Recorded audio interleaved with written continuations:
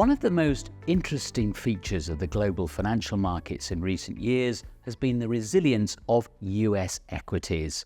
They famously bounced back strongly from the crash at the start of the COVID pandemic. And since then, they've shrugged off negative news on the economy, including higher inflation and interest rates. So what's going on? Well, I've been speaking to Ben Carlson from Ritholtz Wealth Management.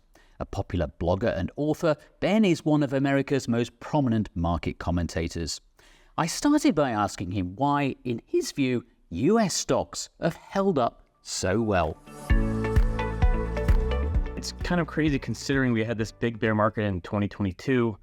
We were underwater for about 2 years there before we hit all-time highs again. And since the start of this decade in 2020, US equities are up 12% per year.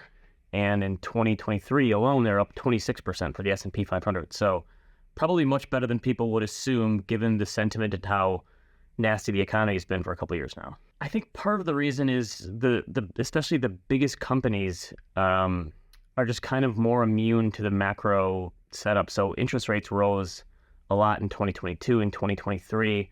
And a lot of the biggest companies and the biggest corporations were sort of insulated from those higher borrowing costs because they borrowed money when rates were low, right? That the old Buffett saying of when you need to take debt out is not like right when you need it, it's when it's cheap. And that's what a lot of big companies did. So they weren't nearly as impacted by higher rates as other borrowers would have been or as you would have assumed. And so I think that's one of the reasons things were a lot better. And there was also the fact that a lot of people thought we were going into a recession.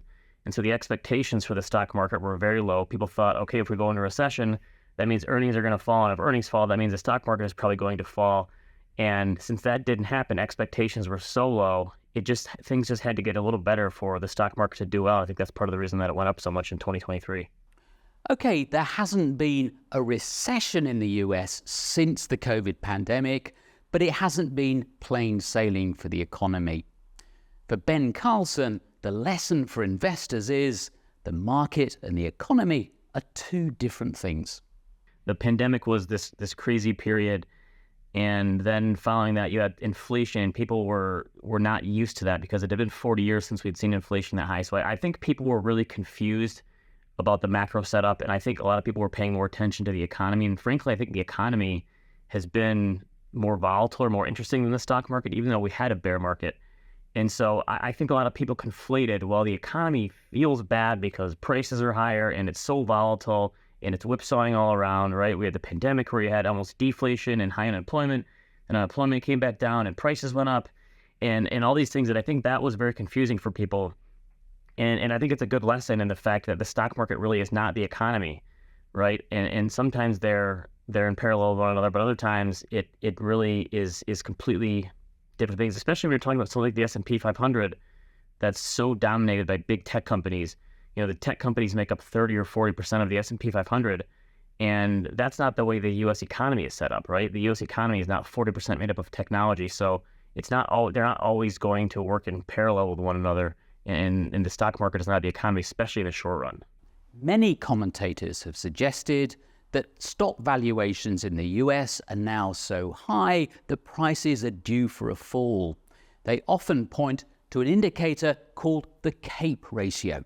The CAPE ratio is something Robert Shiller came up with, and it essentially looks at the last 10 years worth of earnings to try to smooth out. So, any given year you can see earnings rise or fall. It tries to smooth things out and inflation adjust them to try to give you a better gauge of what the valuation of the stock market looks like over time. So it's a price to earnings ratio, but those earnings are the last 10 years worth of earnings adjusted for inflation. So the idea is if you adjust for inflation, you kind of smooth out the earnings, you should be able to get a better gauge of where we stand historically. And Professor Shiller brought this data back to 1871, which I'm sure was quite a heavy lift. And so a lot of people have looked at this as like the gauge for this is the stock market cheaper? Is it expensive?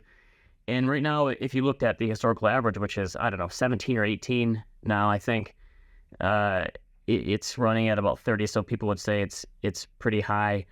It's interesting because the last time we got this high was in 2017, and people said this is the third highest it's ever been behind the Great Depression and then the dot-com bubble, and it didn't really matter because returns since then have been pretty wonderful. So I think the idea here is that any valuation metric requires some context.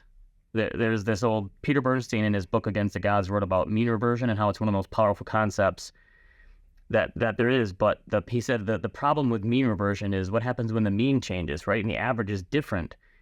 So if you're looking at historical averages and expecting that there's going to be mean reversion, it seems easy, right? Well, this number is higher than the average, so eventually it'll fall back to it. Or this number is lower than the average, so eventually it'll fall back to it or rise up to it. And the problem with that thinking is what happens if the actual average changes, right? And for the U.S. stock market, valuations have been slowly but surely creeping higher for 30, 40, 50 years now. And I think that's what makes it difficult to look at something like mean reversion and assume, well, something looks expensive relative to history, so it must fall without first stopping to think what has changed in the market and could that average be different now than it was in the past. As Ben says, the S&P 500 is dominated by large tech firms, the so-called Magnificent Seven. So should investors in the index be concerned about having such a large exposure to a small number of companies? I have two feelings about this, and that's something people have been worried about for a while because that concentration of those companies has been increasing. The top 10 S&P 500 names now represent something like 30% of the total, and it was 20% maybe 10 years ago. So the bigger firms have been getting bigger: Apple and Amazon and Microsoft and Facebook and NVIDIA and these companies. And a lot of people worry because, if these companies fall, that's going to take the whole market down with them. If you look at the history of the U.S. stock market, the big winners like that, the biggest companies, tend to have outsized impact on the index itself. And that's actually one of the benefits of indexing is it's a small handful of stocks that make up the majority of the long-term gains. So Henrik Bessenbinder did this study a few years ago where he looked at where have all the gains come from over the past 100 years or so. And the majority of the gains came from like 4% of the companies, right? It was a tiny amount. And then he looked at, and most of the companies in the stock market over the very long run have underperformed sitting in T-bills or cash, right? Or a savings account. And at first blush, you'd say, well, that's fine. I'll just avoid the losers and try to pick the winners, which is obviously would be great if anyone could do that with consistency. The problem is picking those winners ahead of time is very difficult. And the great thing about index funds is that those winners tend to rise up and they more than offset the losers. And so you have these big gainers that have this sort of momentum-like strategy and they swallow up the rest of the market. And that's actually a feature, not a bug of indexing, that you're diversified enough where the big winners are more than going to make up for the losers. And that's actually one of the wonderful parts about it. And I think that's the biggest takeaway from that type of research is you don't want to have a concentrated portfolio and try to pick those winners, because if you miss out on them, odds are you're going to pick a loser, right? You have a much higher probability of picking a loser than picking a winner for picking stocks. But with indexing, you assure yourself that you're going to be invested in those winners in some form. So what about the possibility of a recession in the world's biggest economy? It's bound to happen at some stage. The problem is nobody knows when. My whole ethos of investing is most of the time the stock market goes up, but sometimes it goes down. And that's kind of the same thing with the economy. If you look at the economy, I think the long-term averages I've looked at, it's something like 80+% of the time. I think it's like 88% of the time, the economy is expanding, meaning like 12% of the time it's contracting and it's in a recession. And so I don't think you can be oblivious or blind to the fact that there's going to be downturns. But I think this period has shown that trying to guess when those downturns will happen is very difficult. So what we try to do is help people understand that you have to build these downturns into your financial and investment plan. Of course, you can't hope that they'll never happen. They're going to happen at some point. A recession in the U.S. for the past 100 years has happened once every 5 or 6 years. So it's going to happen. The point is that you make your portfolio durable enough to handle those periods and have a plan of attack on how to handle it, as opposed to trying to guess when it's going to happen all the time and jump in and jump out. And the thing is, even if you knew the exact timing of the recession, I've looked at this data in the past, it might not help you with your investment portfolio, because a lot of times the stock market will fall before the recession starts and bottom before it's over, right? And so even if you knew when the recession, you had the headlines in advance, the recession is going to start on June 30th, 2024, and it's going to end on December 2024. Even if you had that information, it might not help you as an investor, because trying to time the market based on it might not help you either, because the stock market is forward-looking and doesn't always fit within these boundaries of when a recession begins and when it ends. Finally, it surely hasn't escaped your notice that there's a presidential election due in November. The financial media is already full of speculation on what a Trump win or a Biden win might mean for the markets. Here's Ben's view. The way that I view it is politicians get way more credit when things go well, more than they should, and they get too much blame when things go poorly for the economy or the markets than they should. If politicians really had these levers they could pull to, I'm going to reduce gas prices, or I'm going to increase economic growth, or I'm going to increase rates or decrease rates, or increase inflation or decrease inflation, they would pull them all the time, right? They would keep hitting those buttons if it were that easy. The U.S. economy, I think, is $28 trillion now, approaching $30 trillion. If you think one person or one group of people can totally impact, how that huge battleship is positioned and turn it around on a dime, I think you're a little delusional. Obviously, policies and can have an impact, and sentiment can have an impact on how people feel on the edges. But I think overall, most of the time, politicians rarely come through with the stuff that they promise in their campaigns anyway. A lot of times it's counterintuitive. This president or this party is going to be good for energy or bad for and a lot of times it's the opposite. And so I think as much as you can, keeping politics out of your portfolio makes a lot of sense, because they don't have nearly as much control as some people would like to believe. So, Abraham, it's strange, isn't it? We've had so much negative news on the US economy over the last few years, and yet US equities have defied expectations again and again. What are your thoughts on that? I entirely agree with Ben.